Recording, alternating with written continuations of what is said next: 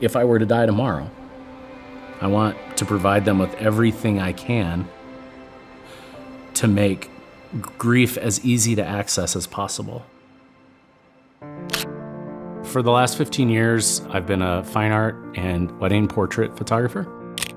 I think we all have a lot that ties us together, and it's really interesting to see that and to find those things within a photograph. Where everything really started to change was when my father was diagnosed with a heart condition that ended up causing his death.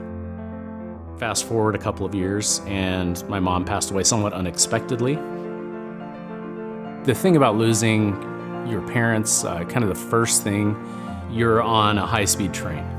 The day my mom died, we started making phone calls. From there, you're talking about, legal documents and visits to the bank. The average estate takes somewhere in the neighborhood of 500 hours to deal with. My mother, Helen, was a really great planner. So she had a pretty good idea of what we were gonna need, but there's no instruction there. And on top of that, there are all kinds of things that, being an executive for an estate in the 1990s, a lot's changed since then. I started to realize, we are not handling these matters in a way that's smart or efficient or allows us to grieve. I realized that I had a great idea and that it was important and it can make a difference to people. And I kind of felt like the photo business was no longer there. Let's bring the grieving process into modern times rather than handling like the 1950s still. So Helen's plan is a roadmap to all of your responsibilities. Your family can see it all and know what they need to take care of, so there's clarity for them. Over the course of 2 years, we really spent a lot of time discovering what assets somebody would want to document, from social media accounts to online accounts and subscriptions and anything that you might have, land that you own somewhere. Put it all in one place so that we can eliminate the chaos.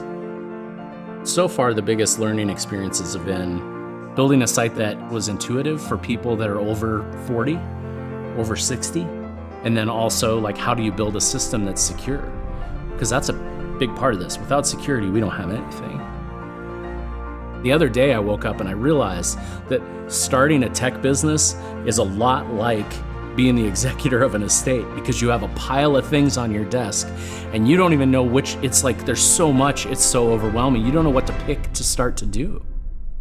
And that clarity of the stopping point of those goals is really difficult to attain. You're just constantly moving forward on everything. Even though I'm really driven to get this done and I'm really motivated to get this done, there are days where you do not feel like you can possibly accomplish it. Part of the journey is understanding that there are going to be lows and highs, and when you have the highs, take a moment to savor it. But when you have the lows, you kind of need to take a moment to savor that too. If you don't really understand the depth of your lows, it's hard to appreciate the transitions back up.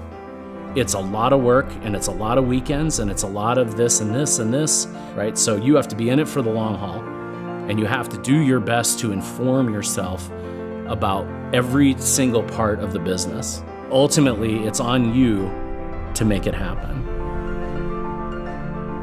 Now the challenge is selling it to people, getting people to recognize its value, but then also getting them to make the leap into adopting it.